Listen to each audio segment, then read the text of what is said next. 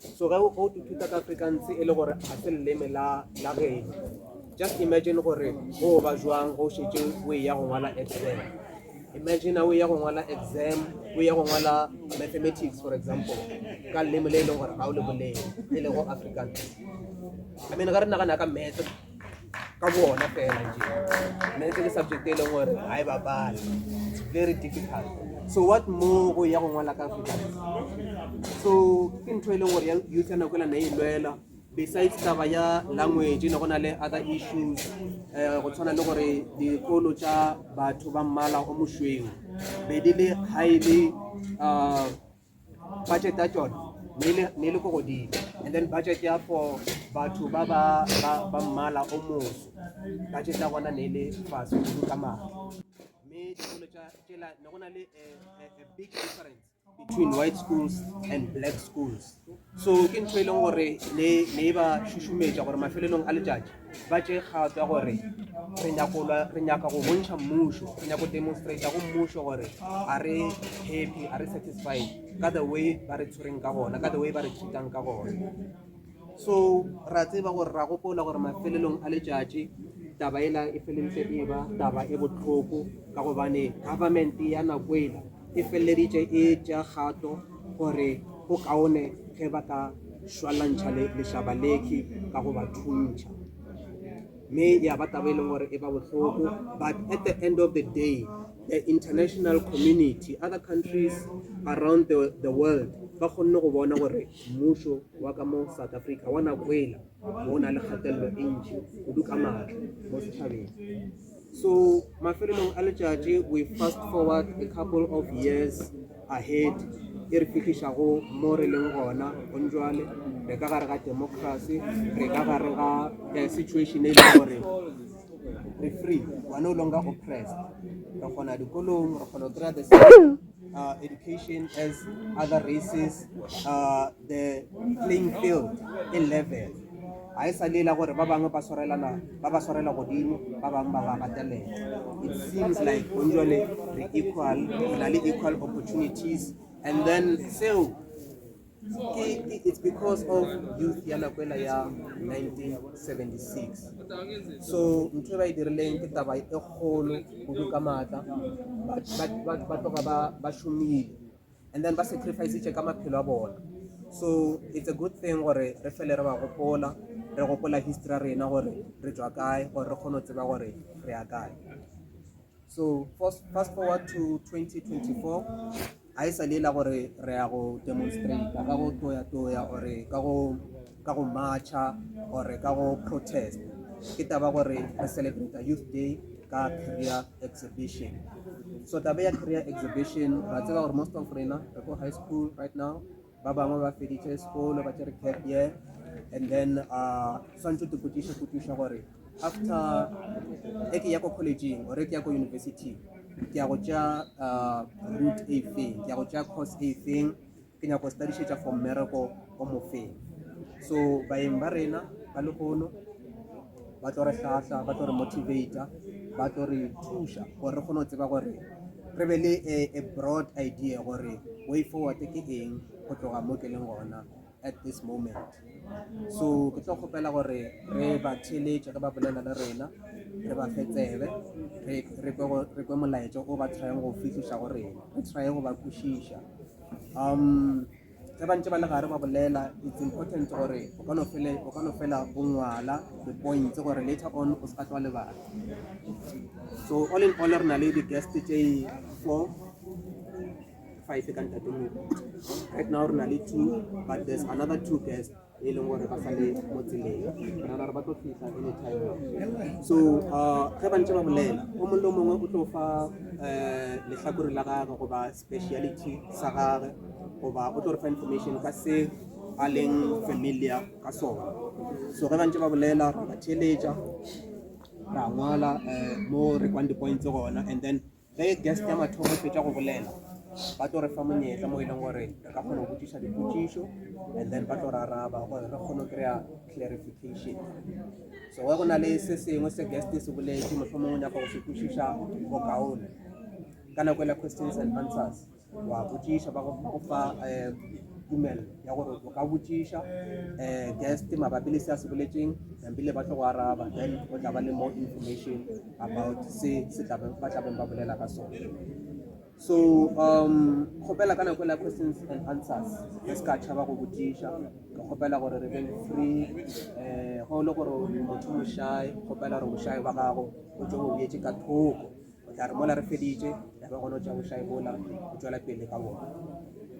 So ke kgopelo ya rena yona eo, go ba šae go ka se re thuše, especially mo tšatšing la go tshwana le la legolo. Le nna mo ke leng motho mošae, but ba rile ke be MC for today, ba rile ke be host goba program director, so bošae ba ka ke o ke sa o dietse ka thoko, ke tla re ke feditše ka tšwela pele le bona. So kgopela re nako ela ge questions and answers e fihla, please ga o na le potšišo o no ipotšiša potšišo ya gago, and then ba tlo go araba, and then wa kry information, and then wa ba sorted. Alright, so ka ona tsela e ke re a thoma re a le leboga go menagane for go fihla mo bophelong tšatšing la legolo go attenda career exhibition. So re a thoma ka ona mokgwa oke, re tlo thoma Mr. Sihlangu ke yena tlang gore bulela yona. Mr. Thabo Sihlangu o tla ba bolela le rena ka taba ya technology. So o tlo re tlhalošetša mabapi le technology gore o nyaka o enter the field of technology o ka tšea di-course tše jwang, o ka bereka ka tse jwang. So o tlo kgopela before a emelela re motlhaposeletša.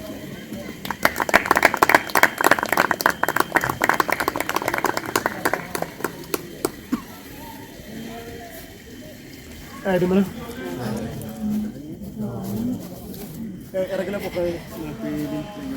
Especially the youth group. Today I'm here not to talk to you as Monafon. I really appreciate this opportunity you use it. So here I'm not here standing as Monafon. So whenever you have a question, please feel free. I'm one of those people that you met maybe in the exhibition. Today, as the program director has actually indicated, I'm going to talk to you mostly about the field of technology. Why I choose the field of technology is because I've been in the field within the telecommunications sector for about 15 years now. And there are a lot of changes that are happening, and it's always important for us to be part of changes that are happening. I saw that most of you, the cell phone, and most of you are using what we call smart cell phones. When we go back to history, in 1994, we were introduced to cell phone technology in South Africa. At that time, unfortunately, we're still using what we call a dummy phone. Today, unfortunately, they were not that small. They were like bricks. They were huge. And the technology that we used to use at that time, it was like a call, like to make a call, and also to send an SMS. Unfortunately, we didn't have like this thing like that we have like your social media. Fast forward that, when you look at in 1998, we were introduced to a technology called the multimedia services.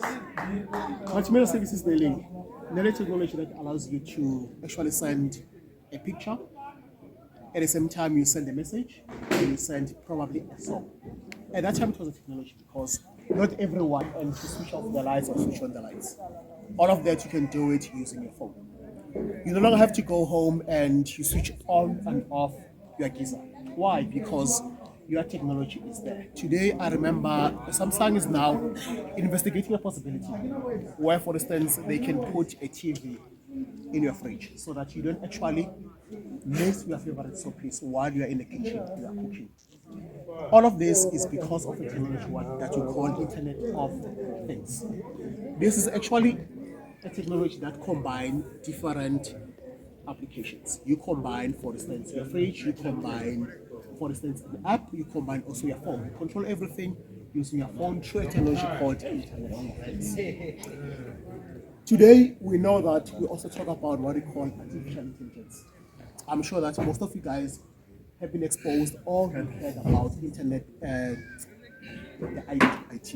You ask yourself, what is this artificial intelligence? Artificial intelligence is all about actually using probably programs, using a computer to mimic or to replicate what we as people do on a personal basis. You also heard about what we call robotics. Robotics is actually where, for instance, robots are able to take instructions from us. They're able to do what we human people actually do. Also, you have what we call like coding, where you're able to actually program a computer to actually respond to a particular one. We have a technology that is called ChatGPT. This is actually a technology that you are able to ask any question that you can ask and to give you answers. Let's take a typical example. You actually ask ChatGPT for a chocolate, yes or no. It can actually respond to you within a split of a second. It can tell you that for you to actually make a chocolate, you need like your coffee beans that generate from a coffee tree. Those coffee beans need to be fermented. You put it in there, maybe in the sunlight for a particular number of times. Then afterwards, you are able to brew those beans, and then you combine with ingredients, you combine with sugar and other things to produce different types of chocolate. I also learned that some of the students at tertiary levels have started to use the ChatGPT. Why? They are using that technology in order to generate answers for their assignments. Some of them are even using it in order for it to actually write an assignment for them. They're able to say, hey, I have this specific assignment, can you kindly give me answers for that? Someone like Mr. Matebe in his field, he's able to also, if he has like a question that he cannot solve, you easily go to ChatGPT, it's able to give you those responses. You also have a trend these days where, for instance, you are able to go to a computer, you are able to ask whatever that you want and you get the answers. I remember not so long I was listening to Microsoft. They're saying that they're introducing what we call an AI laptop. What does it do? An AI laptop is actually able to use what we call an algorithm. Algorithm is actually something that looks at your behavior. When you open your laptop, what do you do? Do you type assignments? Do you go to meetings? Or do you do what? It's actually able to listen to look at your behavior. It's able to actually make proposals. It makes suggestions. Let's take like phones. Currently, we know that we have what we call the Samsung AI phones. I think it's Samsung Spectrum. Those phones are also able to mimic, or they are able to actually learn your behavior. If, for instance, in the morning, you are actually someone who goes to Facebook at least for an hour in the morning, and then during the day, say for instance, you're able to call your friends, 3 or 4 friends, and in the evening, you also go to social media. It will be able to pick up those behaviors. It's actually going to make suggestions for you. To be able to say to you, hey, did you forget to go to Facebook today? Then you're able to remember, hey, by the way, let me go to Facebook. During lunchtime, it will be able to say, hey, did you manage to call Rahom before this dance? Then you remember that, oh, by the way, I have to call Rahom. This is all about a technology that understands your behavior and is able to make suggestions for you. Sometimes, for instance, you are able to program your phone to say that, hey, let not be disturbed, maybe betray me. Yeah. That information is actually generated within a school. So why am I here? I'm here, I'm going to urge you guys. I know that most of us are actually doing like general things. I'm here to urge you guys to, can you also consider the field of technology? I know technology is something that you shall, but these days, when you look at some of the companies, they've started to advertise for people who specialize in artificial intelligence. In my business as well, where I come from, we started to actually explore the possibility of hiring someone who will be able to advise us within the business, who's going to talk about artificial intelligence. Someone's gonna expose us, someone's gonna train us within the field of artificial intelligence. Remember, this is still a new field. Therefore, there will be a lot of opportunities, a lot of people who will be needed within the field of artificial intelligence. Hence, I'm saying to you, also consider artificial intelligence. Then you can ask yourself, which routes can you consider in order for you to be considered for artificial intelligence? Unfortunately, when you go to our teacher institutions, we currently don't have a specific course that you can do in a public university. Currently, when you go to the private universities, you go to, like for instance, your AE, you also go to, in Cape Town, they have a computer school. Those schools have started to offer a course in artificial intelligence. When you go to our public schools, unfortunately, as I said to you, our public schools don't offer a course directly on artificial intelligence. But then now, what can you do? You also go to a tertiary, you do a computer science study. Computer science study is kind of a you need someone who gets good marks. At entry level, for instance, for you to actually get acceptance for a computer study, you need to get level 6 and level 7. So you need to make sure that your mathematics, you need to ensure that your physical sciences and other subjects you actually get level 6 and level 7. So mathematics, physical sciences, unfortunately, is non-negotiable. They actually want you to have those two subjects. You also can do what we call coding. When you go to, like, for instance, Tshwane University of Technology, they have a course in coding. You also go to Vents, you also go to Stellenbosch. They also have a course called coding. Coding allows you to actually program a robot. They allow you to actually program a computer to behave in a certain way. So I'm saying to you, yes, this might sound like, for instance, maybe it's something that is massive. However, I'm saying to you, and also when you think about what you need to do, you can also do that artificial intelligence, you can do robotics, you can do also. It's unfortunate because when you look at our public institutions, previously we didn't have an exposure to robotics and coding. You could only get coding and robotics when you have institutions. What I like though about our public institutions, our public schools, they have invested heavily also in robotics and in coding. So in 2022, I remember they ran a pilot. A pilot is like a trial. They ran a trial to see what can also be able to do coding and robotics at our public schools. Fortunately enough, they were able to succeed. And currently, there's a policy that they've signed that allows robotics and coding as a subject to be introduced for grade R to grade 7. Unfortunately, you guys are no longer within that package, unfortunately. However, I'm saying to you, going forward, please also consider those subjects because there's a demand for someone who understands computer science, someone who can do coding, someone who can do artificial intelligence. Yes, currently maybe it might be something that you don't even understand, but be rest assured, in the next 5 years, there'll be a huge demand for these two courses: coding, robotics, machine learning. These are the courses that we create. So I'm saying to you, I'm strongly urging you, make sure that you actually do thorough research. You understand as to whether this is something that can be interesting. When you go to IBM have got like some courses that you can do. Introductory courses. They introduce you as to what is artificial intelligence. They introduce what is called robotics. You can actually see as to whether this is actually appealing to you or IBM. So I'm strongly urging you guys, think forward. As I said to you, in 1994, we didn't know about technology like this today. People thought they were able to think forward and they were able to actually generate technologies that have actually revolutionized and changed our life today. I'm saying to you, also think forward because this is it. Mr. Chair? Mr. Tangu. That's it. I'm here to take questions. Thank you so much, Mr. Tangu. Guys, there we go. Retrailer information arena regarding technology. Really some useful points, I hope. Is there anyone on a repetition concerning Mr. Tangu again Arakajo? Is there anyone who has a question? Can I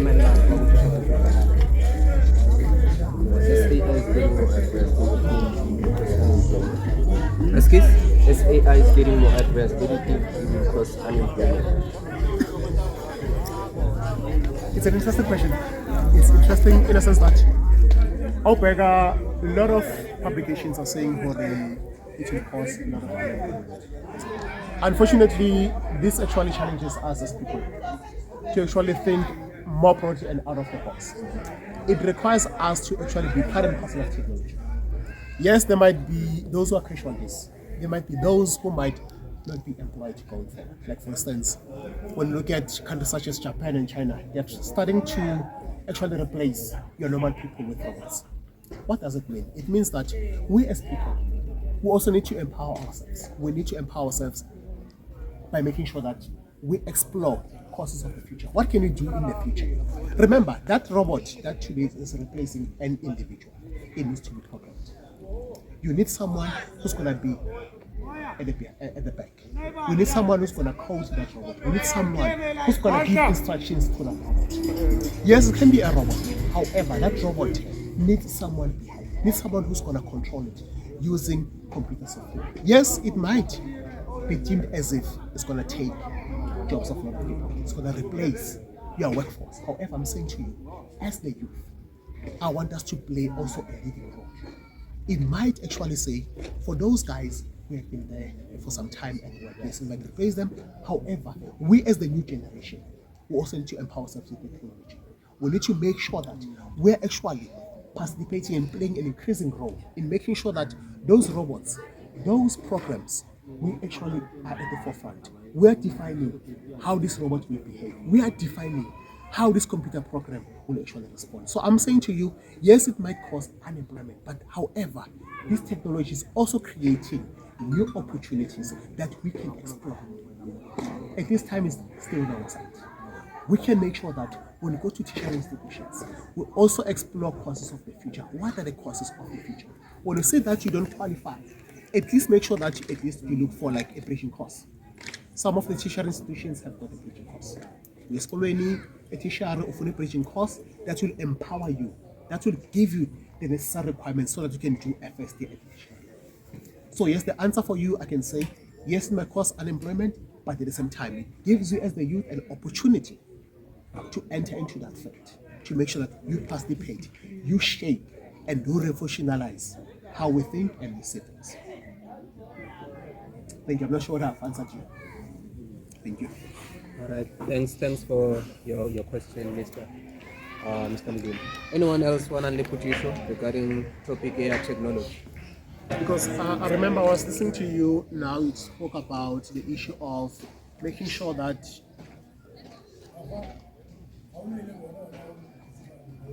they're actually leveling the playing field, making sure that a black child has an opportunity to go to a teacher level. They are able to actually improve their life. Currently, we have what we call an NFSAS. NFSAS provides a lot of funding to teacher students. It allows someone who comes from an impoverished family to be sponsored and be supported so that they can be able to study the courses of their choices. I remember at first we have what we call a missing middle, where, for instance, if your parents earn above a specific category, you didn't qualify. However, what I like about our government is that they've changed their policy.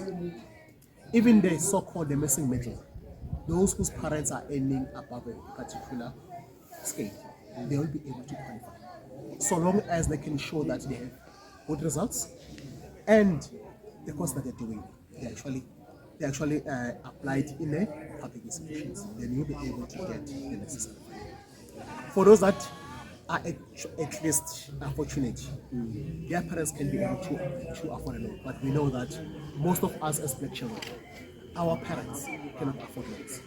Therefore, we can actually qualify for an NFSAS. Yes, an NFSAS is more like a loan. However, what I like about an NFSAS is, if for instance, you are able to progress, they convert 50 to 60% of that into a bursary.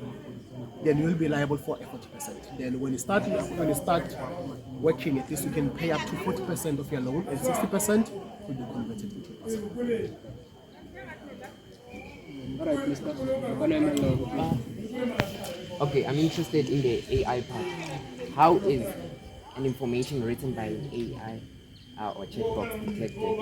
And is it true that in the near future it's being planned that teachers are going to be replaced by robots? Right. As I said, let's take chatbots. I want us to actually take an example. What is chatbots? When you visit a website like Yamara, you have a question that you want to ask. You have maybe a complaint that you want to lodge. Remember, as soon as you say complaint, it's able to actually generate some answers. It gives you various options that you can choose from. If you say a complaint, they'll say, do you have a complaint with network coverage? Do you have a complaint with, for instance, your cell phone? Do you have a problem with fraud? They say, maybe, for instance, someone committed a fraud. For that to happen, you need someone to program that machine. It will be able to detect the type of information that you are. What actually happens is we have what we call the frequently asked questions. It generates a number of questions and it also provides answers. And then all of that is stored maybe in the cloud. Where, for instance, immediately when someone goes there and they ask a specific question, a computer is able to actually think as to what type of question you are going to ask. It might be, for instance, you want to do an upgrade, you want to get a new cell phone. As soon as you say upgrade, it's able to actually go into the cloud. It comes up with various options that you can choose from.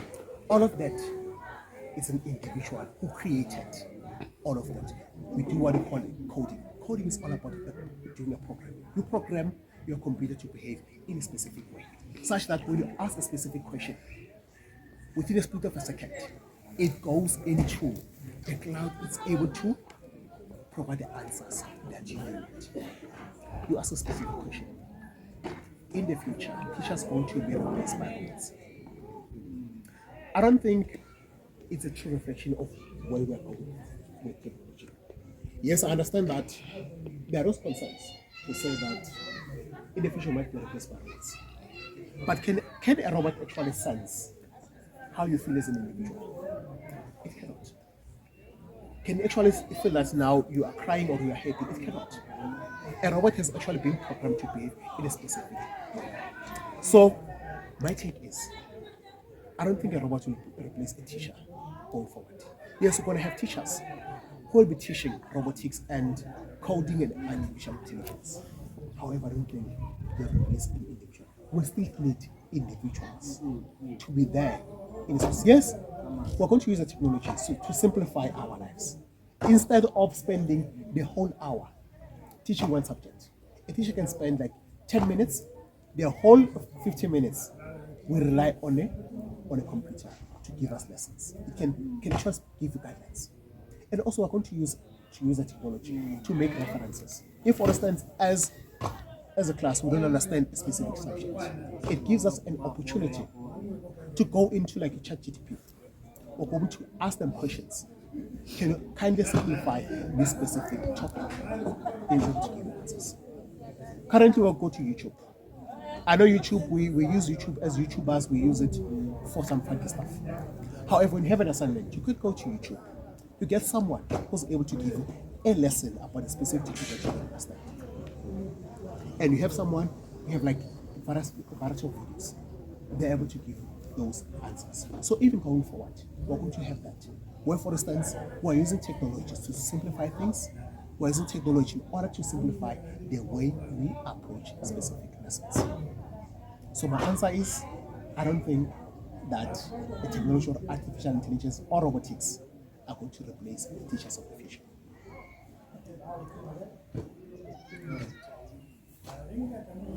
Any other questions, guys? Any other questions? Okay, thank you guys. Mr. Sangu, thank you for that presentation about technology. And some of us are kind of really inspired or motivated to take that course or that route in future. It's definitely something to think about. It sounds very much interesting, and yeah, I believe what the really information is what they got to. So thank you so much. Thanks a lot.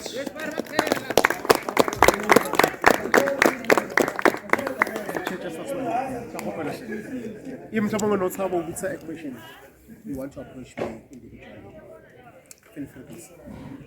We are here to help. We are here to make sure that we are inspired with knowledge.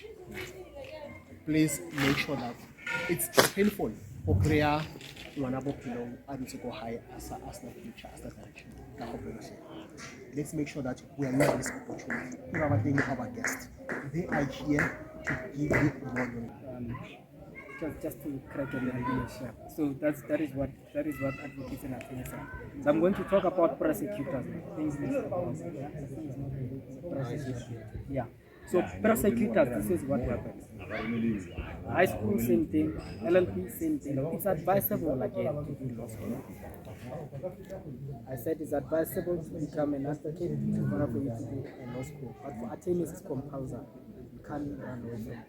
It's expensive, it's difficult, it's tiring, but it's something that's worth it. It's going to be worth it. Prosecutors, you do LLB. After LLB, like I said, it's advisable to do law school. Once you complete your LLB, if you don't want to do law school, you can apply to be enrolled on the prosecutor's role. How do you do that? You apply to the National Prosecuting Authority. You apply with the 83 form, government employment form. Then you get to be shortlisted. You called in to come and write the exam. That exam will only deal with criminal procedure. Prosecutors deal with criminal procedure mostly. Civil procedures are attorneys and advocates. But prosecutors obviously they deal with criminal procedure. Capistolas matter, one practical example of criminal procedure. That is what prosecutors do. They prosecute. Prosecuted means they bring evidence against the accused in order for them to get a verdict of guilty up against that particular accused person. So once you write that exam, you pass it, you'll be given 12 months of training.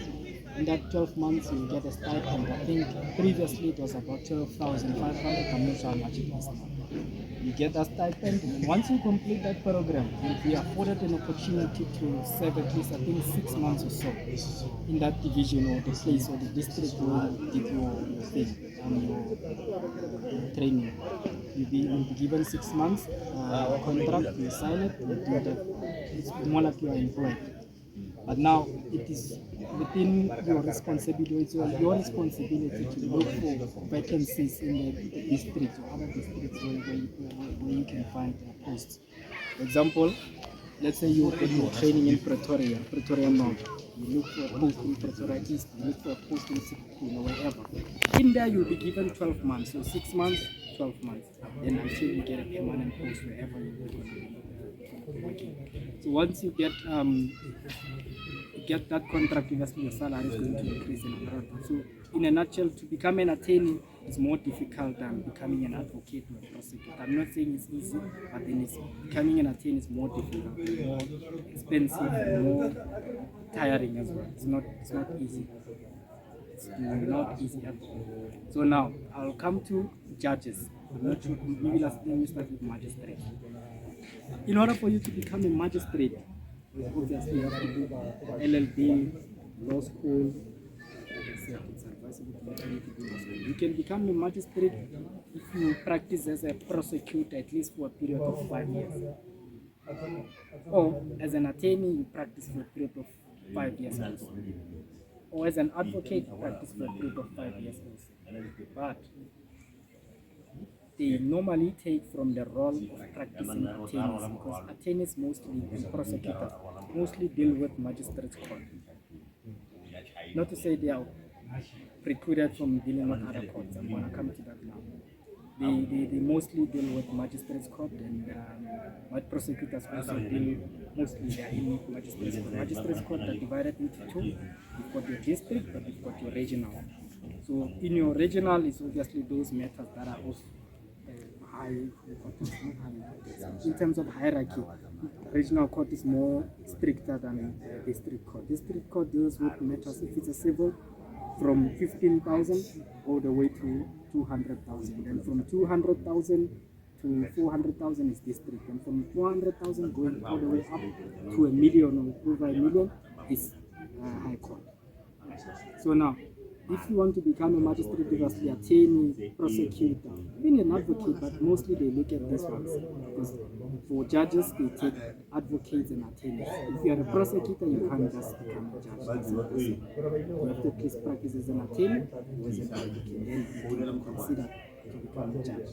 That's going to be difficult because you would have been exposed to criminal procedure only.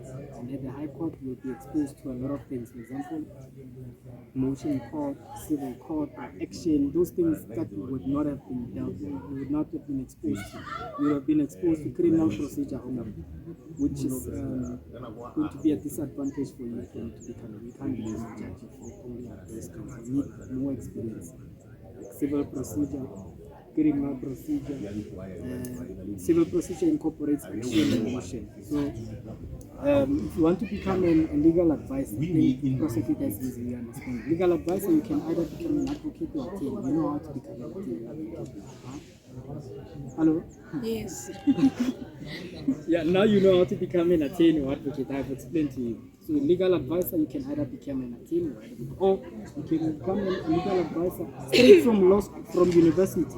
You can apply to APSA or to NetBank or to whatever bank or whatever company where they hire legal advisors. You can become a legal advisor straight from there.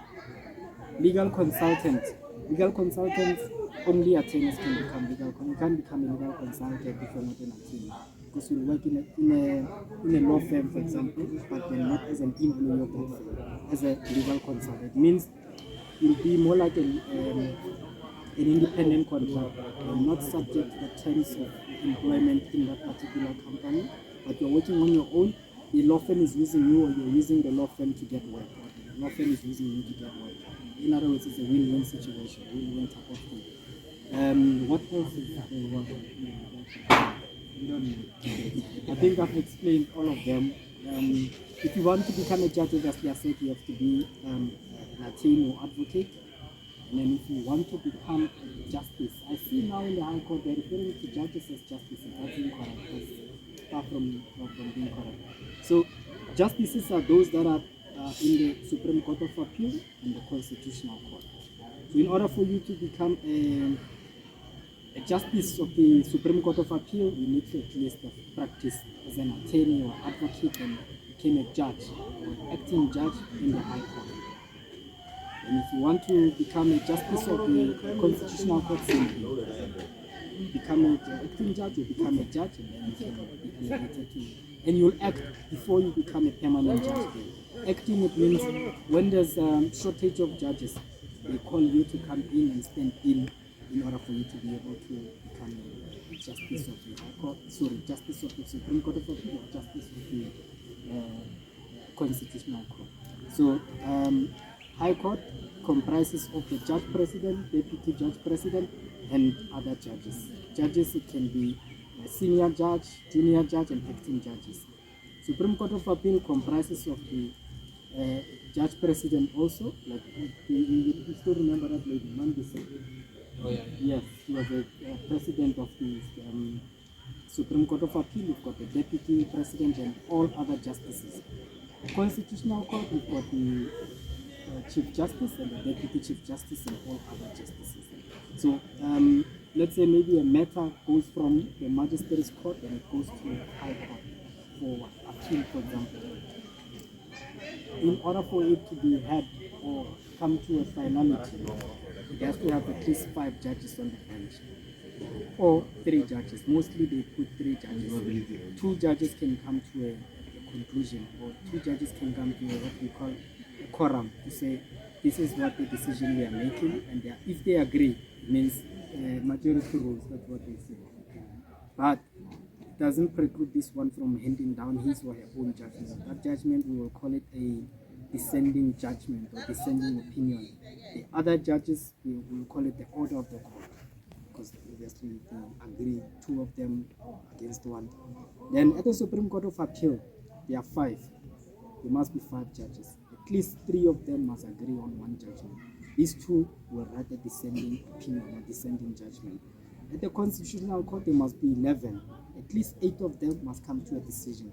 And then all the other ones will come to what we call a dissenting judgment, a dissenting opinion. You say, we disagree with this judgment and whatnot, but we don't attack it. They write their own judgment. For example, I will give you one particular beautiful example. I'm not sure if you'll find it interesting. There was a matter in Tzaneen. The matter, citation of the matter was Shilubane versus Mamiko.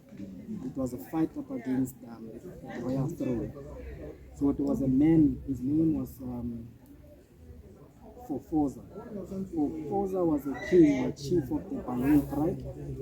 He died without having a male son, or without having a son. An heir, yes, an heir, who is a son. So the royal tribe then now said and came to a conclusion that since he died and he didn't leave a son, we need someone to take over the throne. How do we now appoint someone? The majority in that royal council, they said no, we cannot appoint, because he left a daughter. I forgot her name, but she got married to a family, Shilubane. They said we cannot appoint her because she's a lady. Being a lady, in terms of our customary law, she's not allowed to become a chief or king. They appointed the youngest brother of Fofoza, Richard Mamito. Richard Mamito also passed away. He left his son. His name was Sidwell. Sidwell now, because he's the only son of Richard, thought that the royal throne would be his since his dad was, his dad has since passed on. He wanted to take over that chieftaincy. So the lady from Shilubane, the one that got married to Shilubane, remember the daughter of Fofoza, now came back saying, I want that throne. It's mine. It's my birthright. I'm the only daughter, or the only eldest daughter of Fofoza. So I am entitled to that royal throne. Then the royal council decided, no, you are a lady, we are applying what we call a principle called male primogeniture. Male primogeniture, it means only a male person can become a king. But it does not only talk about kings, it also talks about other things. For example, inheritance, leadership, any principle. It just says if you are a lady or you are a young person, you cannot become a judge. You cannot become a leader. You cannot become a king or a chief or whatever. You can't. It just precludes all other people. It means it was infringing Section 9 of the Constitution, which talks about equality.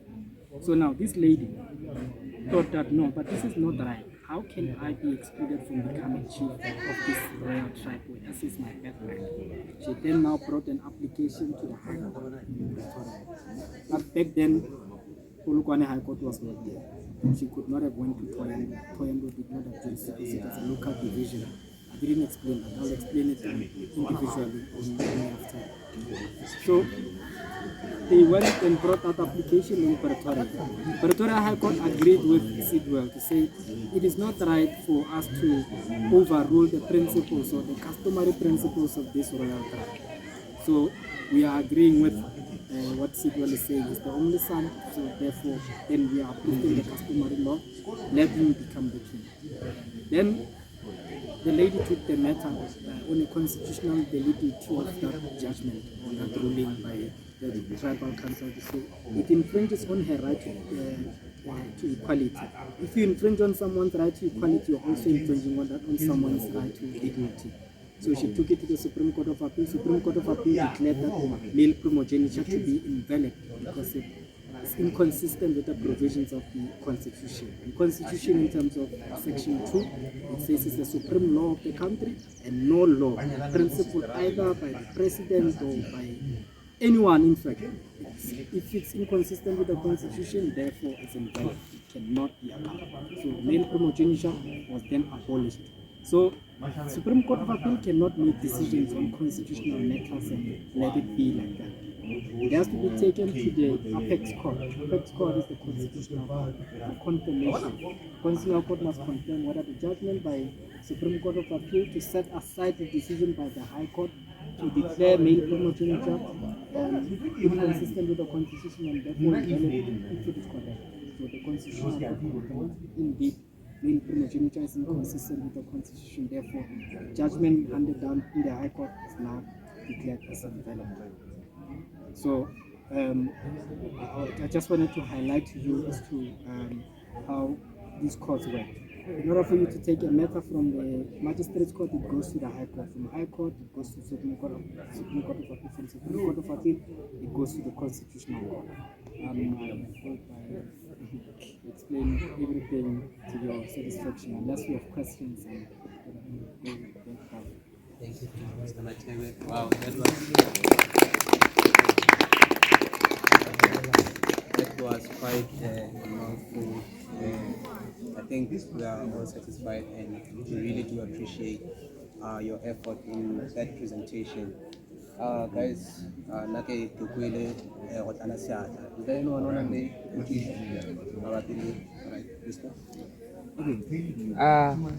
Okay, first of all, the judge is the biggest in the career field of law, right? Is it the biggest, or is the magistrate?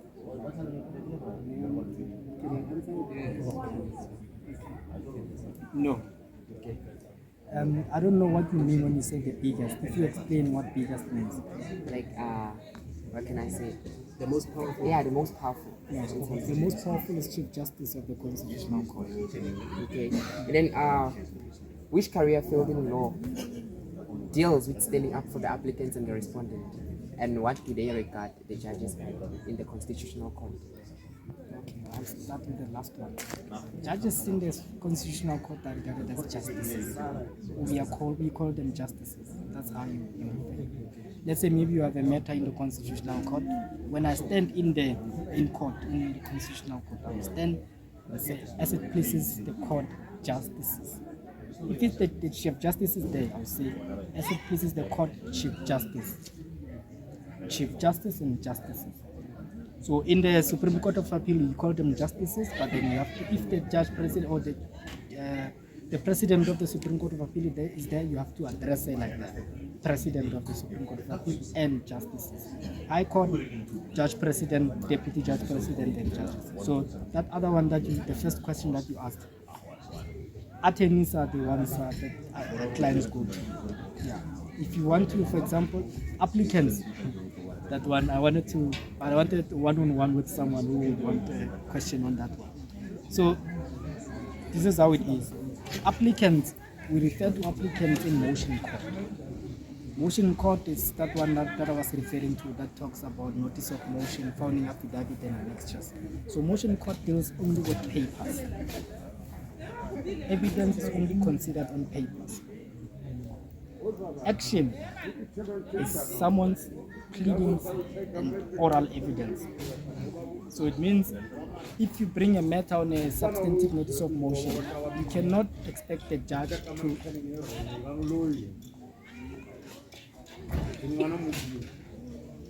I'm sorry. Okay. If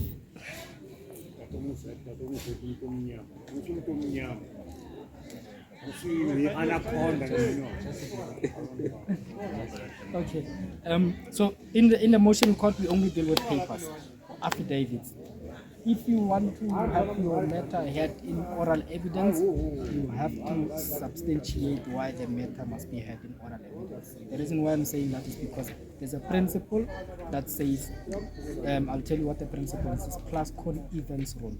Plus con events rule says if you can see that there's a dispute of facts and you're bringing the matter in motion court, therefore you have to ask the judge to refer to action or trial in order for you to be given an opportunity to bring oral evidence. Otherwise, oral evidence in motion court is not allowed.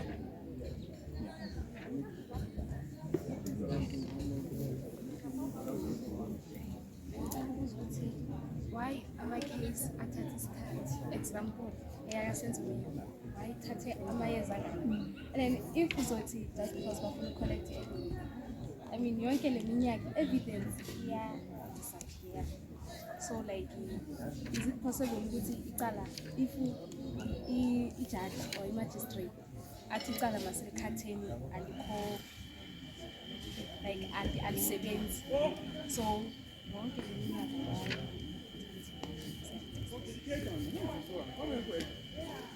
Thanks for the question. We call him Mr. Material. Why the case usually the jana for example, why is it taking so long? So that's basically the main question. What's about the I answer? also have a question for Okay. okay. In terms of it being brought to judge, to court, or it being put to prosecution or put to trial, in terms of what? I think in terms of trials, because there are things on the Answer that one. So, in order for a matter to come to finality, in order for a matter to come to finality, yes, there must be prima facie. There must be enough evidence. Prima facie means enough. There must be enough evidence in order for you to convict someone on that particular charge.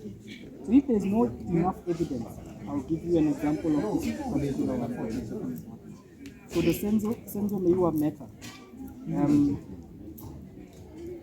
the prosecution brought its witnesses in order for it to be able to convict all those accused, 5 accused.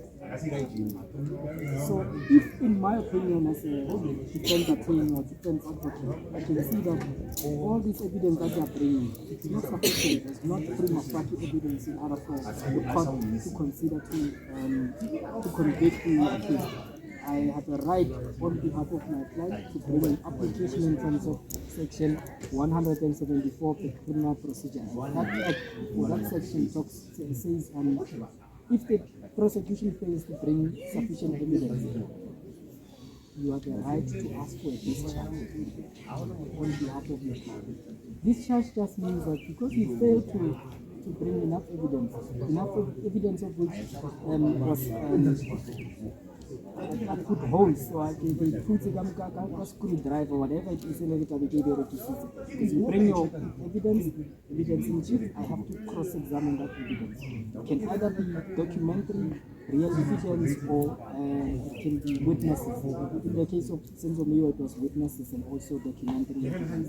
So in terms of witnesses, the advocates managed to cross-examine all those. If you can find holes or potholes or loopholes in those evidences that they bring, then you can bring that application and say, no, but judge, they brought their evidence, I managed to cross-examine, and the cross-examination managed to bring 1, 2, 3. So now, therefore, the accused should be discharged from this matter. So, but now, here comes a problem. If your application in terms of 174 is not successful, then you now have to bring your own evidence. When you bring your own evidence, it means you're bringing your own witnesses. When you bring your own witnesses, you notice that during the time of the cross-examination, you notice that some evidence were tampered with and all of those things. You need to now talk to the validity, relevance, and the weight of that evidence. How do you do that? You bring a trial within a trial, like interlocutory application, the one that I explained where there's a divorce proceedings, and you bring an application to ask the court to determine whether or not that person taking the case from Act 455 is lawful. So now, if this one we're dealing with that particular evidence, and you can see that this evidence does not have weight, or it's not relevant, or it's not valid, or it's not admissible, you can tell the court that no, let us have a trial within a trial in order for us to determine that particular evidence, the validity of that evidence, the admissibility of that evidence, the weight of that evidence. Because you cannot bring vexatious evidence, you cannot bring inadmissible evidence, and you cannot bring irrelevant evidence. If you can prove it to the court that that evidence that you are bringing is not relevant, then you can ask the court to declare it not admissible. That is why the Senzo Meyiwa case is taking a long period of time. Because in Vedas court, we trial within a trial, trial within a trial. We are talking about this particular witness. The evidence that he brought, he said, I'm giving you an example. He said, well, I practiced as a police officer for about 2 years, but I was the first one to come to the scene of the crime. And how is that? You have to have a senior person who comes with you. You can't be a constable and go and examine a crime scene. That's not allowed. Do you understand what I mean? So now I have to now cross-examine him, talk to him why he did what he did, and then whatever he did, it would have been wrong because he's not experienced enough to be able to go to the crime scene first-hand or as a first person. He should have phoned someone else who's senior than him. He should have phoned a sergeant or a detective because he's a constable, he's not allowed to do that. So that's why it's taking long. We just got trial within the trial, a lot of misconceptions. So the judge cannot just in the middle and say I'm striking the matter from the right. The judge can't do that. Only the prosecution can ask the court to, for example, to stop the trial. We call it a stoppage of trial, or they can withdraw the charges. Withdrawing it means they'll be able to reinstate it at the later stage. Stopping it means they can't proceed with it anymore. So that is just what the criminal procedure is about. Wow, thanks, Mr. Matebe. I love honor at Twitter, guys. Coach, I love man, Jones, and I go prima. I say, enough. Yeah, so next time, we'll level it for Nakotele, look, hey, you've been looking at me for quite a prima facie.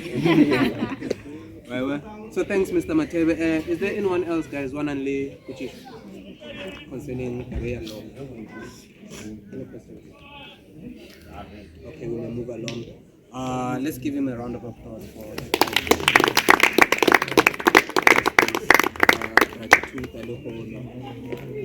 next, Renale Mamzota Tamini, who represent health, health, or if you want to be in the health department, who expecting from that department, what can you do in order to fill it quickly? So Leonard Mamarelenka, a round of applause. Mamzo, the stage is yours.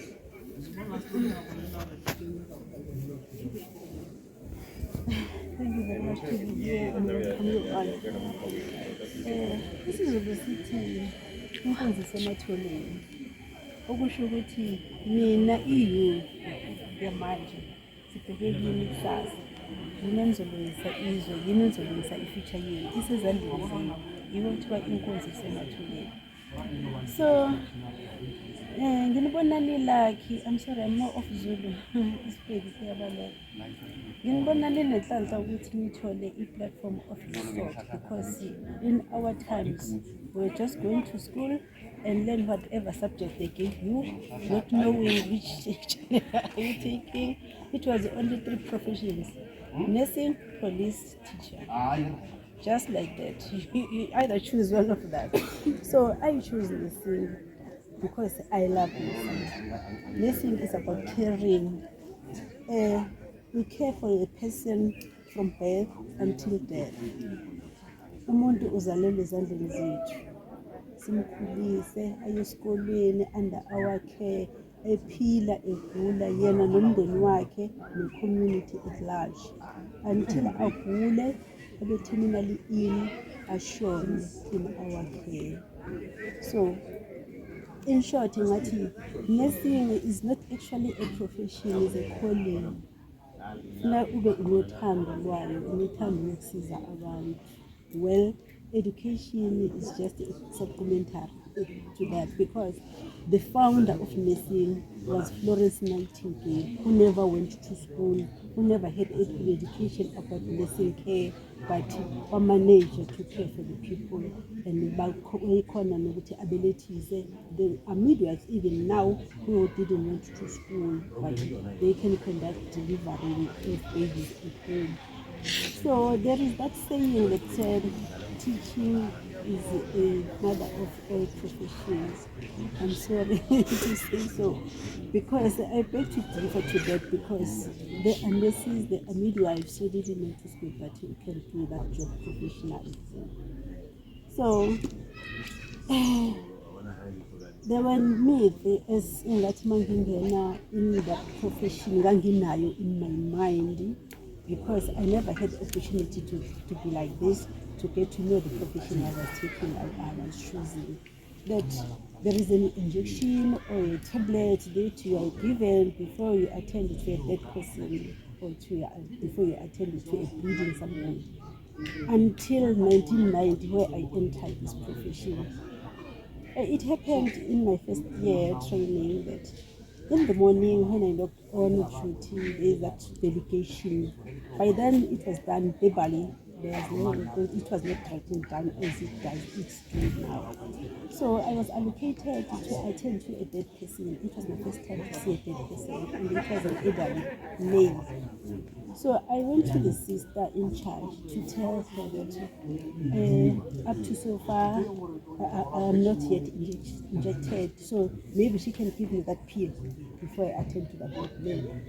Surprisingly, she told me that there is no pill. Just go and do the job, you get used to it. That's where I realized that I love my job. I did that from 1990 till date. So when I was training, nursing was the criteria was not the one is used now. Currently, about 2-3 years, the criteria has changed. So before there were that 1-year course that we called assistant nurses, and that 2-year course called staff nurse, and that 3-year and 4-year course for the professional nurse. So the difference is in that 3 categories I've mentioned. Assistant nurse has no epilepsy. They used to call that for nursing council. And staff nurse are those with white epilepsy. They train for 2 years. And those with maroon epilepsy is 4 years and above. So from 2 years back, the criteria has changed. They phased out the first and second years. The first 1-year course and second 2-year course is no more, but there are those nurses who trained long ago with that. So they are just pushing them now to cover up, to bridge that gap. They are doing the bridging course so that they can train and become professional nurses. But now, you as young as you are, you can't go and apply for a 1-year course or a 2-year course. It's no longer there. It starts from 3-year course and 4-year course. So 3-year course, you can get them in the nursing colleges and nursing schools, and 4-year course is in university. So in 3-year course, you are trained about anatomy and physiology, psychology, sociology, and some of pharmacology and some of management.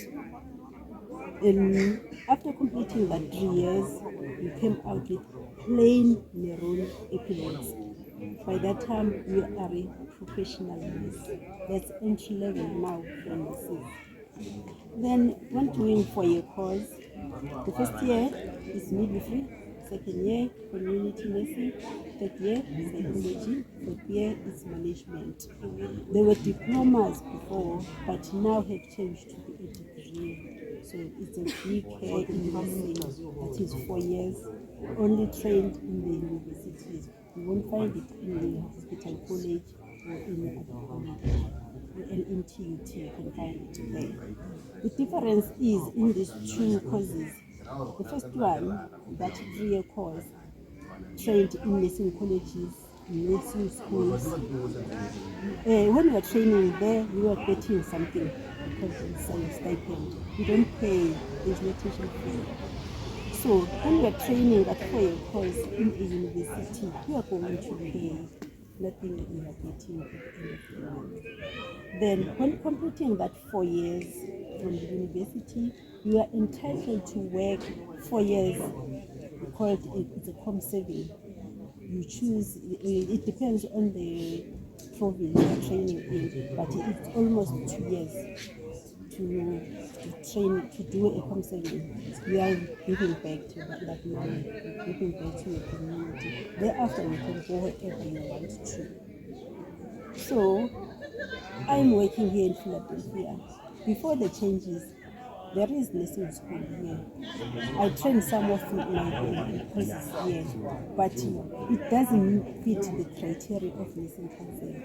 As I heard one of the speakers said, there is a guiding board, national guiding board. We are under a South African Nursing Council, our body. We are paying that nursing council so that we can practice. If you don't pay that money, you are not allowed to practice. You are not in this. Even if you can complete your course, it can be 3-year course or 4-year course, but you don't get a job, you need to pay that money to South African Nursing Council so that your name will remain on the register. Even if after 3 years you're staying at home, you want to look for a job, that's one of the requirements if you are looking for a job. That receipt from the nursing council to show that you are paying that body is a must to pay them so that you can practice. Otherwise, you are not allowed to practice. So, there is something that is not nice in nursing. I realized it when I was training. In the 4-year course, it's a maroon applet with 3 bars. Maybe you can see those bars we used to call them a mandela. Some of us knew that if you have 3 bars, you are higher, you are a senior somebody, but it's not. It's not like this in nursing. Nursing is another profession, oppressed profession. That's why I said it's a calling. Because in that 4 bars, others do have 5 bars. In that 5 bars, let me mention all of them. You are only getting paid for 1 bar. Even if you can train for that 3-year course and have a plain maroon applet, you are a professional nurse. And I trained that 4-year course and came with a maroon bar with 3 maroon applet with 3 bars, but the pay is the same, the salary is the same. It's only that those bars are specialists. So even if you have 5 bars, you are getting paid for 1 bar. You need to choose which specialist you want. So I chose midwifery. I'm working in maternity. I do have other bars. The yellow bar is for community nurse. I can work in the clinic and run the clinic. The other bar, the silver one, is for education. I can be a teacher at nursing college or nursing school. But even if I do teach at nursing school, then having that midwifery bar, but I'm not practicing, I'm at school, I'm not getting paid for that midwifery bar. So, and the yellow one is for psychiatric. I can work in a psychiatric institution and get paid for that institution, nothing else. So that's the bad side of nursing. You can have all those bars, but it's only 1 bar that is working for you. So it's up to you to choose after completing your course what specialty you want to do. It depends to a particular individual, but really, it's only 1 pay. Choose 1 bar for 1 pay. And to be a matron, because there are those positions, there is nothing special to be a matron. It depends on the service. So don't expect that because she's having 5 bars, she's matron. No, she's not. She might be from school, about 2 years in practice, but having all those bars. That's the bad side of nursing, in short.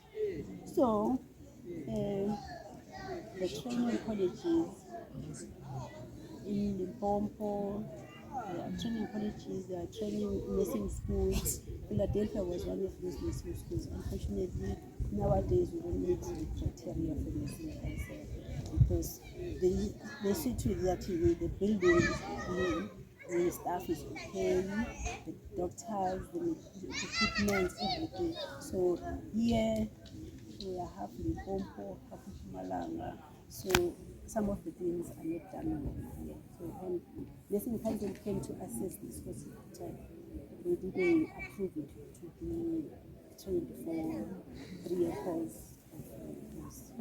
3-year course maybe in 2 years to come, because now they are trying to recruit doctors from somewhere so that they can qualify to train.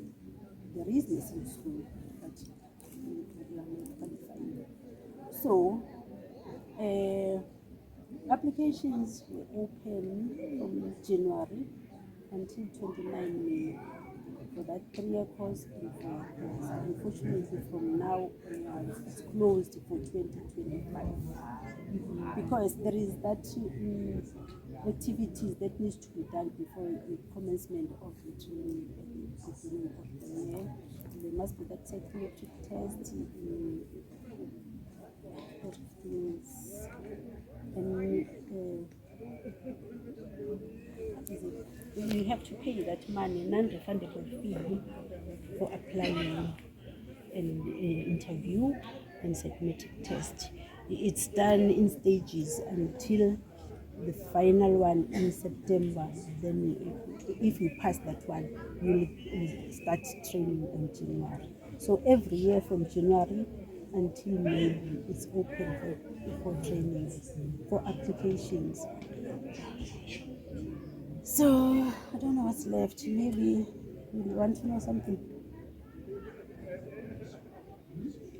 Are there any questions, guys? Yes, Lira? Oh, the requirement is metric. So they use a point system, not just any metric. So because it's a new thing, I wrote the requirements here.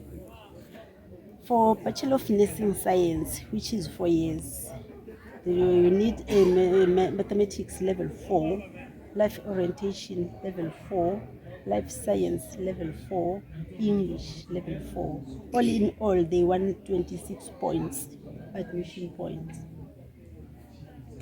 So I don't think like kukhona owenze leya education yethu yabo biology and stuff. You are all young. Yabona bo-biology nazi nokuthi yini namakhulunywa ngo-life science namo-life orientation. I don't know. So it's true. If there are those who trained in that time, they want to those biology and stuff. So for diploma in nursing, that one for 3-year course, it's English level 4, life science level 4, or physical science level 3, mathematics literacy level 4, or mathematics level 3.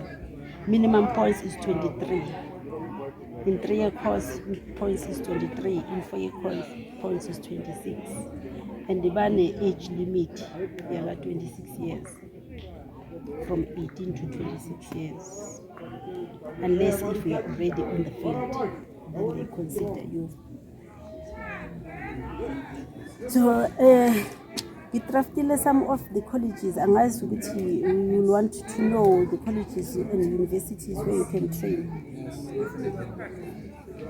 Okay, under Limpopo, the universities is University of Limpopo Nursing School, Limpopo College of Nursing, and then there are sub-campuses, Egiyani campus, Sekhukhune, Sovenga, Thohoyandou, Waterberg, and schools is Malamulele Hospital School, Varampat Hospital School, Jangati Besi Philadelphia Hospital School, Limukopane Hospital. Then under Mpumalanga, currently they don't have the 4-year course in the universities. So the Mpumalanga College of Nursing the Gagabugwe, the Temba. Then the hospital schools is Barberton, Standerton, Middelburg, Sabi, Witbank, and Piet. Gauteng is TUT School of Nursing, University of Witwatersrand Nursing School, Sifako Makhathu. The nursing colleges, E.N. Leske Nursing College, Rahima Musa Campus, Garankuwa Nursing School, S.G. Lawrence Nursing College, the University of Pretoria, the Health Con South Africa. That one is a private. Because even a 3-year course, they are charging you are going to pay for that because it's a private one. Unlike the government schools, the Baragwanath Nursing College, the University of UJ Nursing School. Then you get those 3 and 4-year courses there. So the Palace in Mpumalanga and Limpopo, looking at, we are at the border of those 2 provinces. But if you can access Gauteng, you can use those Roland and Skip Base Gauteng, Rahima Modi, go Estelores there in Gauteng. But if you are applying, they want a proof of residence, meaning that if you are applying outside your province, you need to have a proof of residence for that province you are applying for. In Malanga, you must have a proof of residence for Malanga. It's simple to do that. I saw some of them, they are doing that. If you have a relative in other province, you want to apply for the course, you use their address. It's possible. It's only that after that 2 years you are conserving, you need to relocate somewhere. But that 2 years you will pay in that province where you trained. And the nursing courses are also available under the military. It's only that in military, their criteria, you need to do their army courses before you go to your course. Military do have a lot of professionals, even teaching is there. But it's compulsory for you to do a military course before entering whatever profession you apply for. So that's that. Any other questions, guys? Any other questions regarding career and nursing? Yes, one second. I heard you talk about midwifery. Are they like specific courses Yes, for it's a just that? specialty. It's a specialty. Oh, okay. Midwifery, psychiatry, community is a specialty. Okay. Although there are some other specialties that doesn't have a bar, like if you want to work with toddlers, infant, there's a specialty course for that. And if you want to work in theatre, there is that theatre tech that doesn't have a bar. It's only just a certificate, but it's a specialty. And if you want to work with those with cancers, it's called oncology. It's a specialty. ICU tech is a specialty. When you are working in OPD casualty, their specialty is a trauma. It's also a specialty, but they doesn't have a bar. It's only midwifery, community, education, and management that do have bars. It's a country. So, any questions? Any clarity? Mine was very short. Nursing, it's something not broad. The right of it. Just a clarity that if you want to choose nursing, you know what nursing is. If you're afraid of blood, get used to it. Any other. Okay, guys, but if you're afraid of blood, you'll get used to it. You'll get used to it. Why is nursing important? I know it might seem like a stupid question, but why is it important? Nana, if you can get the importantness of nursing, Nana would be more interested in Care for the sick, the aged, and for everyone. As I said at first, we care for someone during birth until death. Even at school, there is school nursing. There are those nurses who attend the kids at school. So nursing is very much important, guys. Surprisingly, let me tell you a secret. As I'm standing in front of you here, I can diagnose you if you have some illness. It's in my blood, in nurse's blood. Even if you are in a taxi, you can see that someone is suffering from something. Umnike umuntu imali ukuthi ngicela ungidlulisele sibhadala i-driver. Ngibheka isandla sakhe, I can read something on that hand. If that person is anemic, I can read it from here. The way you breathe, I can read something. By looking in your eyes, I can read something if you have some sickness of some sort. Looking at your nail bed, I can read something.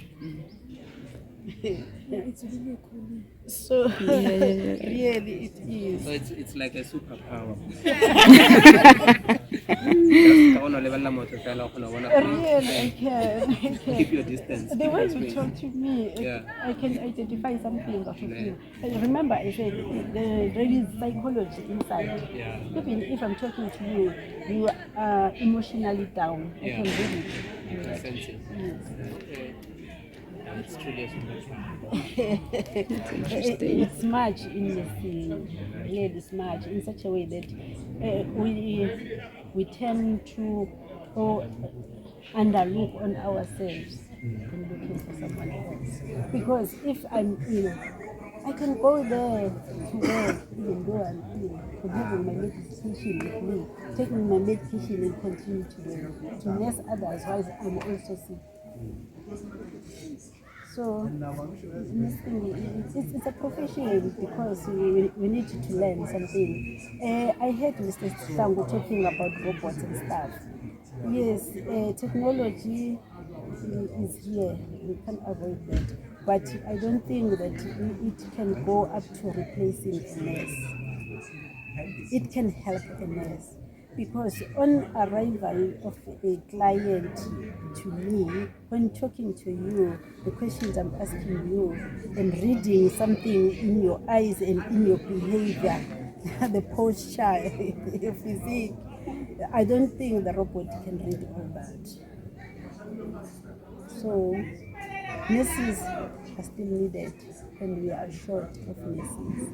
And that is the thing I would like to encourage you guys. Keep on learning, even though our country has a high increase unemployment rate. But it's wise to stay at home having something with you, so that the opportunity when they comes, you just grab it and go.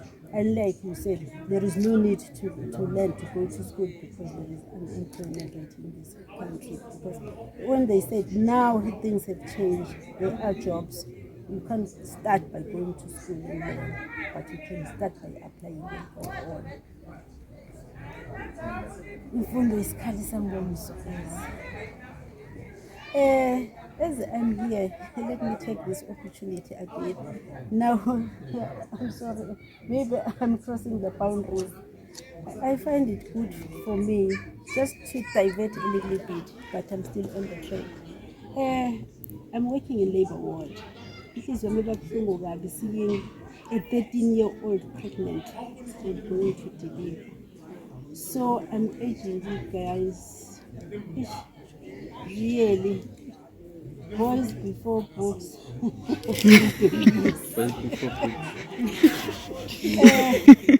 The body is not yet mature, and there's that burden of a newborn inside. Oh my God, stress esiba naso thina ngomboni kwethu manesi, looking at that nananyana. Labor ward is not nice, really, it's not.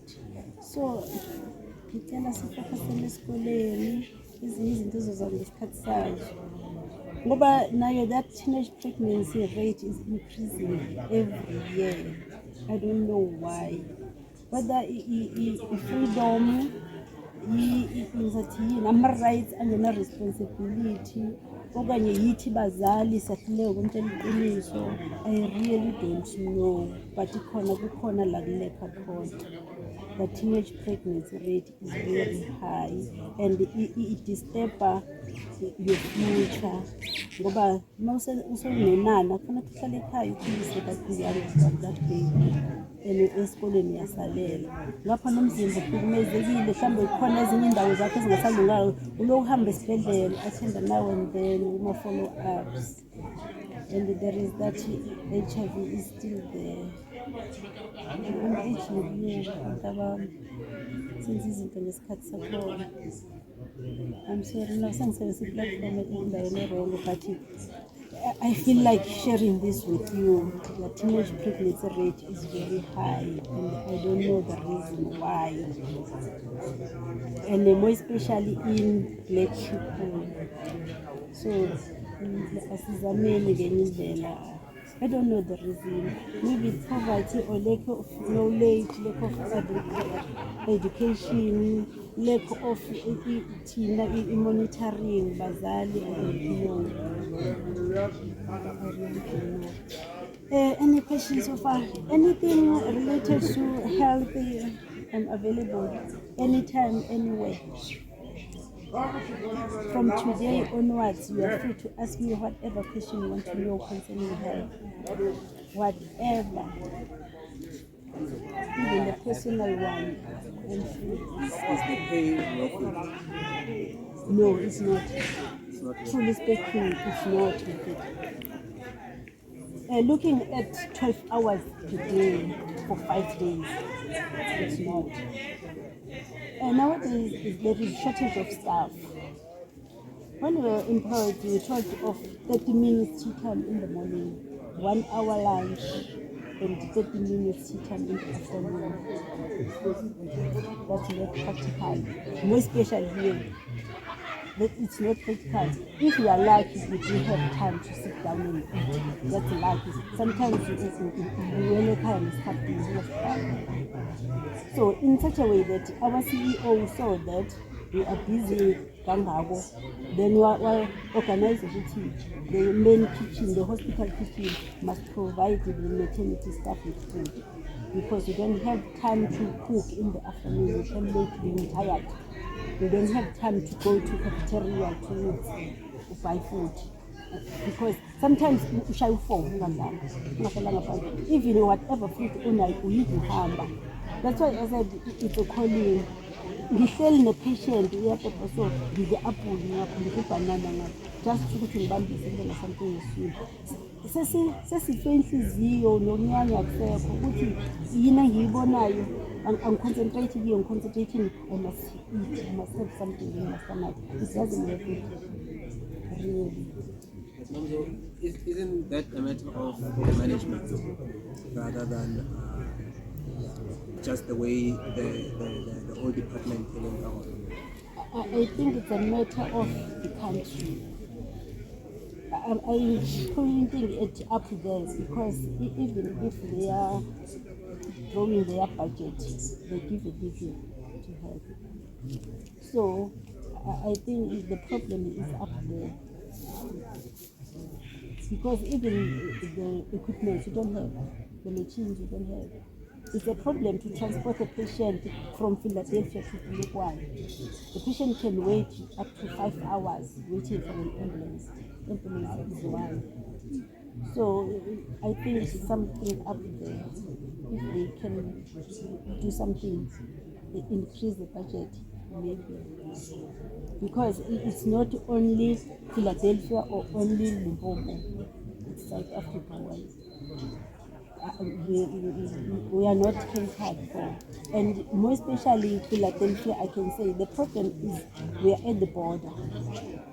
So when assessing the Philadelphia and the surroundings, they place a budget for that, not knowing that we are at the border of Mpumalanga and Gauteng.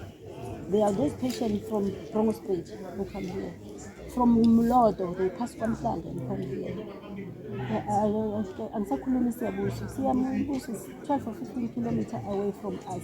So it's very much prohibitive for them to come here. So our budget is minimal. They don't cater for those surrounding areas. So that's politics. And our government, even if we have increase by 1%, what is 1%? Because why did that take food? So I think the politics can solve it. It's not percent like that. So there you go, guys.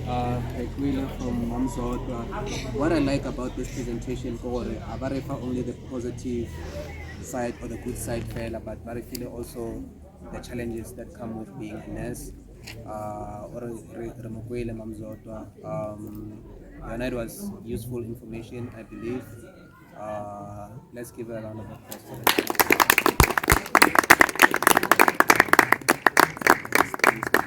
So, teachers can open the door, but you must enter. ngisaphinda ngithi inkunzi isematholeni sibheke kini mhlambe nina yini engasikhipha la kule nkinga esiyivula. Ngiyabonga. So guys, one thing I like about our speakers, the first speaker, Narabotaka technology, the second one, Narabotaka law in general, the third one, Narabotaka health. If unali an afterthought, a question on your after referee very feel that approval to mello area or kaya raba approach individually, so and then the whatever information needed to come from board, so we thank them for that transparency or the recover approach very referee our last speaker finally Ufifile, she had some challenges here and there or I feel but hopefully thankfully modimo mo thušitše gore a kgone go ba le rena motlhe ke aus nomdasa Kosana mme yena o tlo re botša mabapi le the business sector, and then e tlo ba she's the second last speaker for the day. A re mo amogeleng ka a round of applause.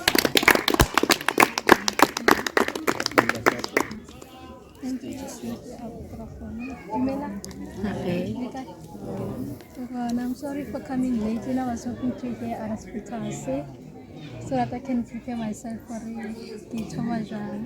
Are you guys well? Yes, Okay. a bit tired. I can tell. I can tell.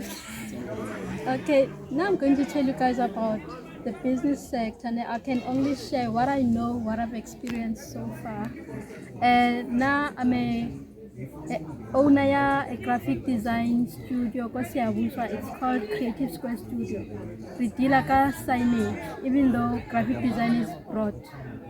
So I've been running the business since 2016. Kisaliko Skolong. Due to the fact that there's a lot of us looking for a job, and then I realized I have to either choose between writing a CV and writing a business plan. So I chose a business plan because with a business plan, with a CV, I can only open doors for myself further. So I chose that path, even though it's not an easy one, looking to the fact that I come from a family it doesn't have a business background. Even though my mom narrated back in the days, but she didn't reach that level in terms of business. But because of that, I guess we must push the same process as yeah. So my aim was to create employment for our youth because unemployment rate is so high in South Africa, and we need small businesses to grow and to create the opportunities for our young people. Now in my business, mostly the youth and as soon as we talk school, I can give you that minimum experience, or you can be able to use so I can teach you about customer service, how to do signage, how open-minded are you. So in terms of starting a business, you have to know how passionate you are, number one. Number two, check out what are the problems in our community that we can change or that we can solve, because a business aim to solve the problems. For instance, South African issue ya load shedding. So someone will what can I use to fight that problem ya load shedding, which is the solar.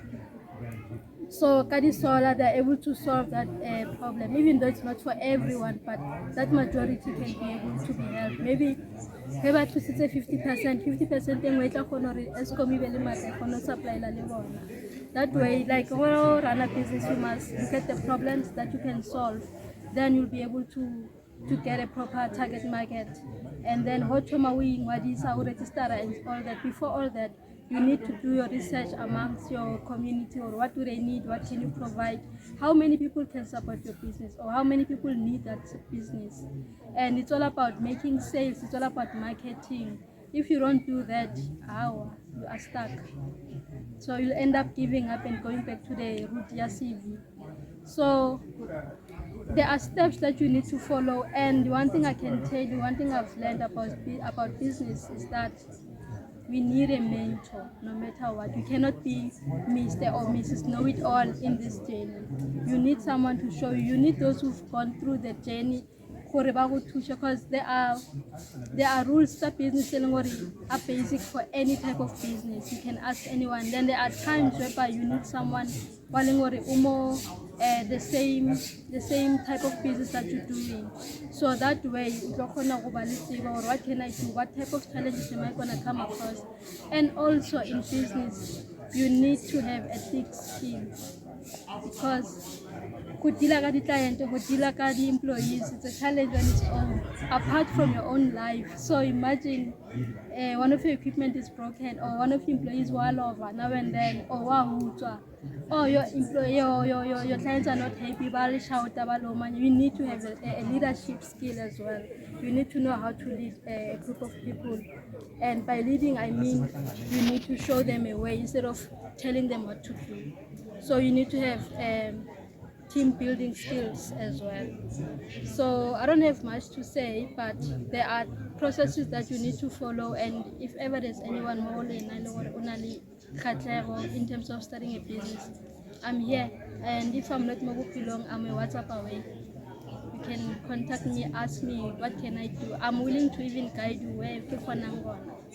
So yeah.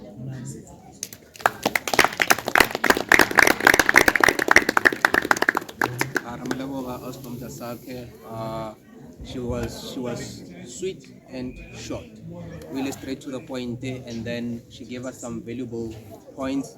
And then Lena Utipele on the same list, our other guest for a an afterthought, or any questions, or any guidance about the business sector, you're more than welcome. Or even on WhatsApp, you're more than welcome.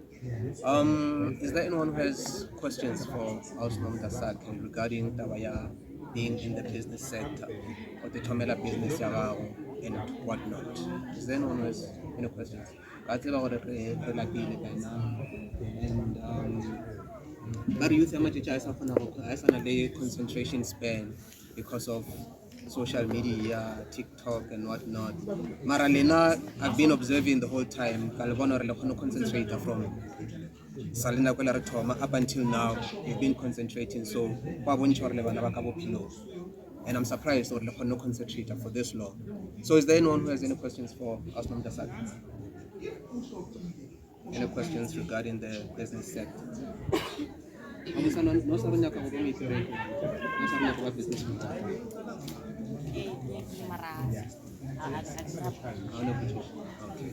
thanks. Everything was clear. All right, Maybe Sis Nomdlasaki can just advise them on like the different types of funding that you can get on your Kotoma business. Okay. That's a good question. There are different types of funding that you can get from our government. And from scratch, like from when you only have an idea. Saluni, and this is the name of my business. We are called SEDA. SEDA. We are called they will help you from business plan from scratch and other documents, but register everything. And then from SEDA, you can also go to SIFA.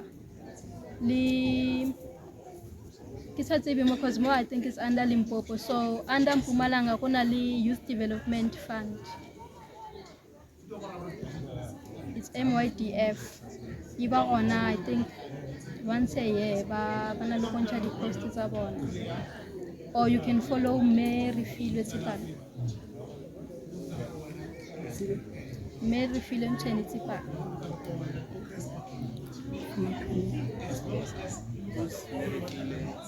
I think She's the former premier. yeah, she's former Mpumalanga. premier ya Mpumalanga. So you know that now that things have changed or something. Then Kunali Absa Leona does help NYDA. NYDA can help you up until the age of 34 years and 9 months. After that, they cannot assist you because you are youth. So once we reach at 35, they can assist you. Then there's more. I forgot the name. But I do have the list somewhere. Leona, but that one, the business already told me already said to run a business. They give you 50% loan, 50% grant. So that one already wants to operate. But also Toma, SIDA is the perfect one. They can help you because they even help you like branding. When you brand a business, you let them know I need 1, 2, 3, maybe the banner, the boards and stuff.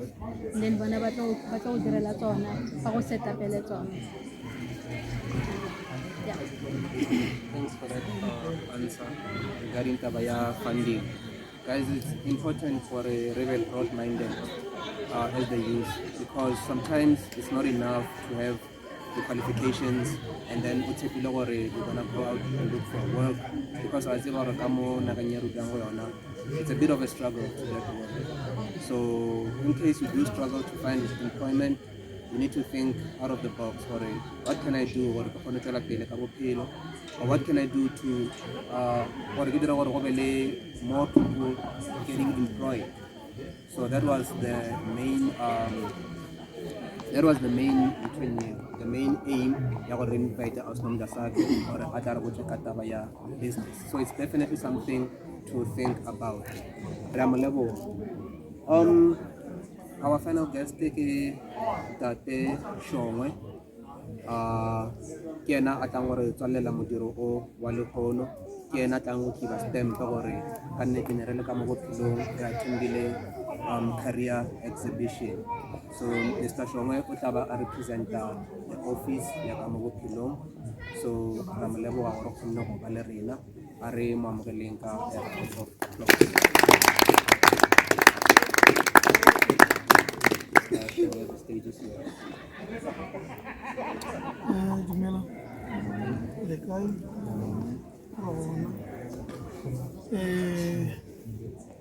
Ke ema ke romilwe ke office. Ba le ka mothusi wa ka mo bophelong. Se se tswang go nna ke se se tswang go office, ga se se tswang go nna. Office e rile ke tle ke emele legato. Bonyane bo nka bo tshwantshang.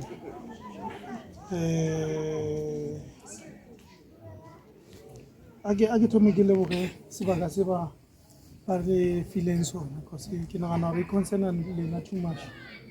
Le bao ba tsereng matsapa ba tla ba le hlahla regarding your careers.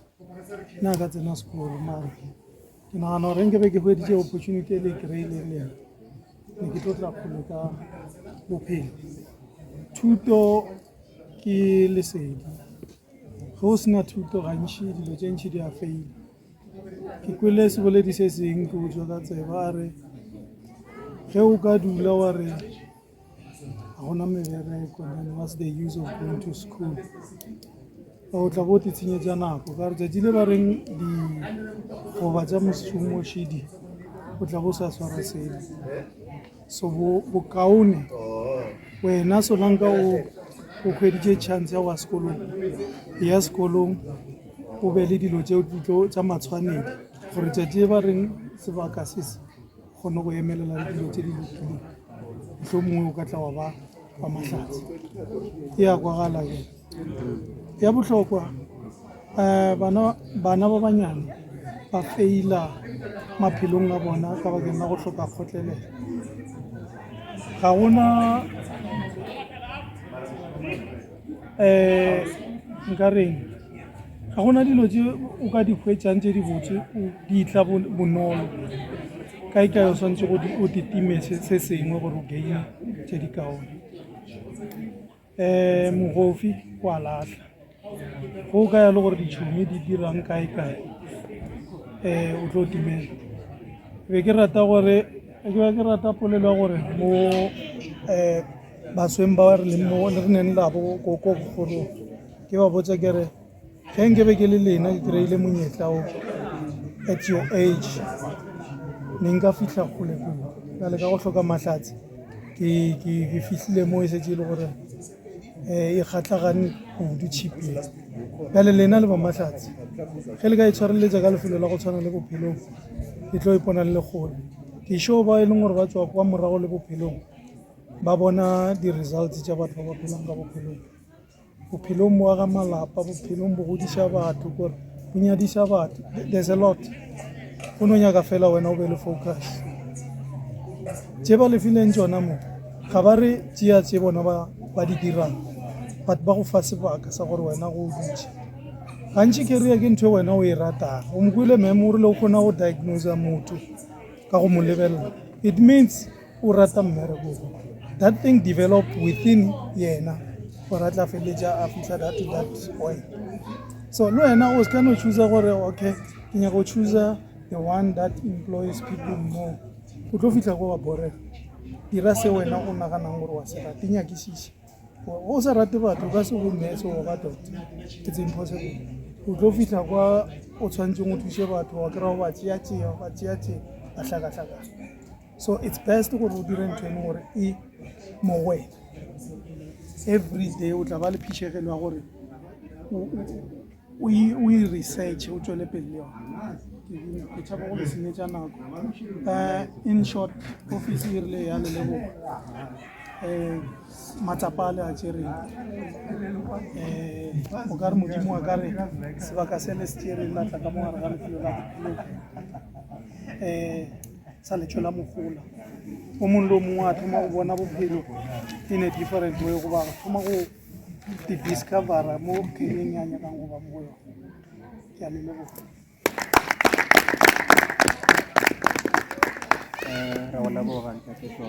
re leboga everybody who are attending today youth ka moka ga yona leboga le di-guest tša rena di-speaker tša rena na for one I'm definitely motivated I'm definitely inspired gore go na le se sengwe se nka se dirang mme sa direga the one thing that I would like to add on top of tše ba di boletšeng ke gore it's never too late to go back to school.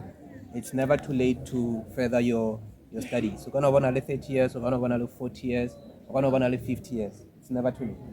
So you can still go back to college or university and study whatever course that you want to study. And then within 4 years or 5 years, if no dedicated, then you can carry on or pursue whatever career that you want to pursue. Besides tabaya skolo, you can go the way that Ausnam Jasaka at Zamaileng Karona, while you're into the business sector, or someone who's self-employed. So in short, guys, this is the end of our journey for the Jajilela Lohono La Career Exhibition. Releva Homenagana, Releva Tate Moruti, I could for this opportunity for the hosted this event Mobo Pilong. Re leboga le morena modimo gore o kgone to share this whole thing together ra kgona go kopana ra kgona go share valuable information ra kgona go ba mmogo ke a le leboga guys tepetheleng matsogo thank you.